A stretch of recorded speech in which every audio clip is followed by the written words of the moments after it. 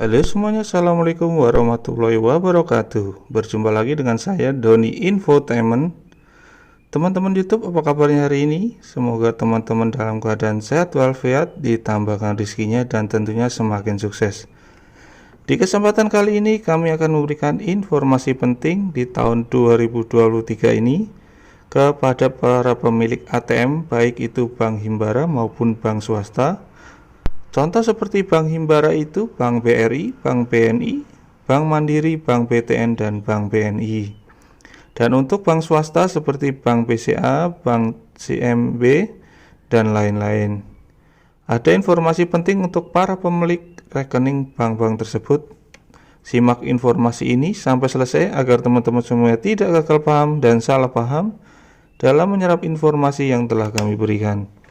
Silahkan bagi teman-teman yang baru bergabung di channel ini, alangkah baiknya untuk subscribe dan menyalakan lonceng notifikasinya agar nantinya teman-teman semuanya bisa mendapatkan informasi terupdate dan terbaru dari kami tentang bermacam-macam berita-berita maupun bantuan sosial dari pemerintah.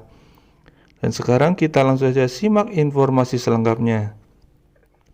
Jika teman-teman semuanya sering melakukan penarikan saldo di mesin ATM, walaupun pihak bank sudah memberikan keamanan berlapis-lapis kepada nasabahnya, namun tidak dipungkiri kita jangan sampai lalai dalam menjaga data-data perbankan.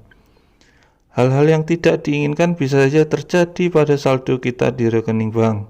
Apabila kita lalai dalam menjaga data-data perbankan, karena belakangan ini marak terjadi kasus skimming ATM.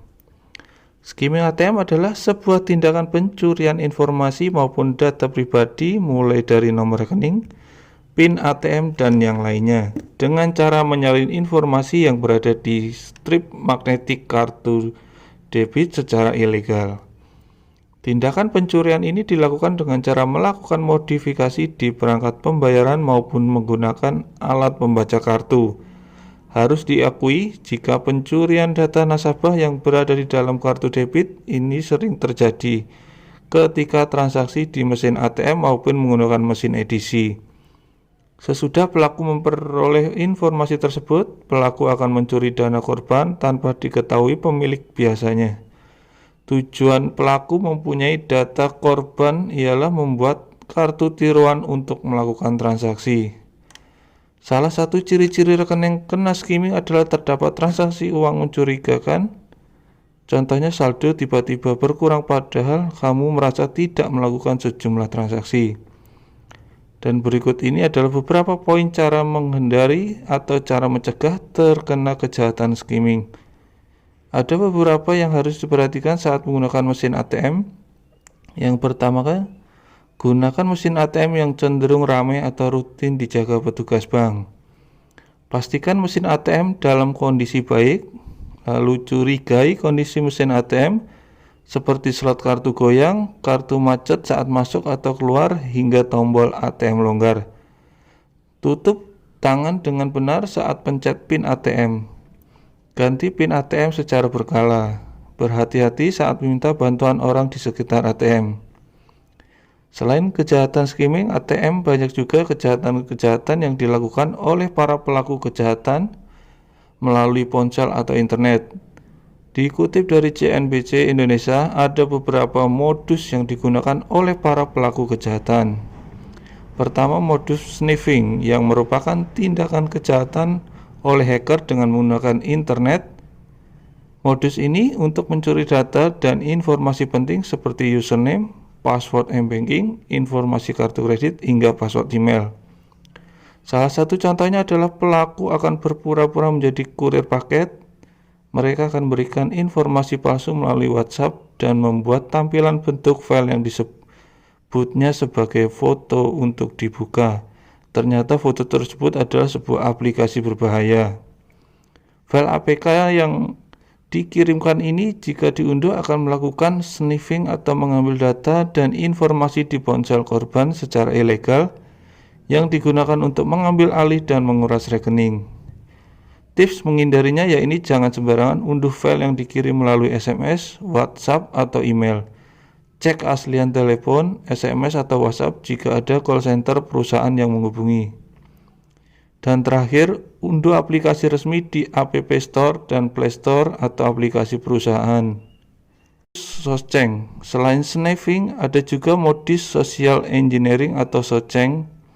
Pelaku mendapatkan informasi data pribadi atau akses yang diinginkan dengan cara mengelabui atau memanipulasi korbannya.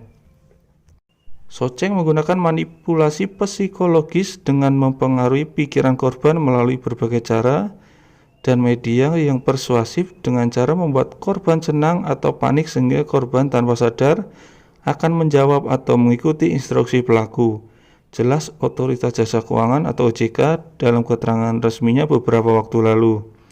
Dari modus ini pelaku dapat mengetahui data pribadi seperti username aplikasi, password, PIN, MPIN, kode one time password atau OTP, serta nomor kartu ATM, debit ataupun kredit. Pelaku juga biasanya akan meminta informasi seperti CVV atau CVC dan juga nama ibu kandung. OJK juga menjelaskan terdapat 4 modus soceng yang digunakan pelaku. Simak informasi berikut ini.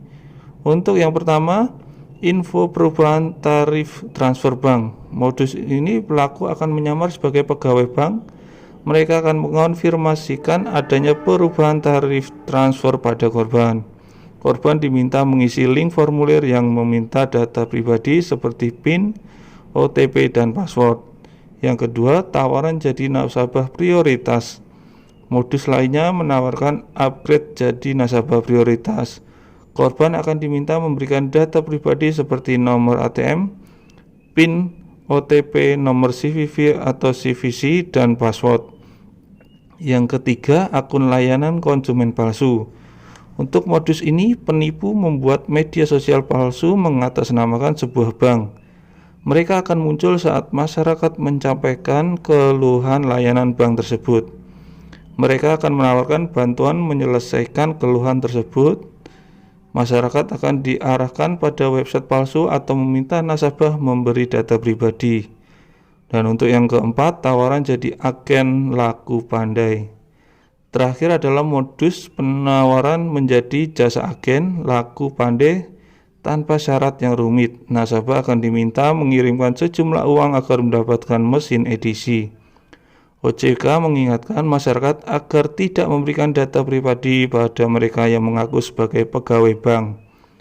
Masyarakat juga diminta untuk menggunakan aplikasi asli dan menghubungi layanan resmi bank atau lembaga jasa keuangan. Jadi informasi untuk para pemilik rekening bank ya, baik itu bank himbara maupun bank swasta. Jadi banyak sekali informasinya. Hati-hati karena pelaku kejahatan sudah pintar sekarang ya untuk memanipulasi atau menipu para konsumen, yaitu para pemilik rekening bank. Hati-hati semuanya. Terima kasih, semoga informasi ini bermanfaat. Wassalamualaikum warahmatullahi wabarakatuh.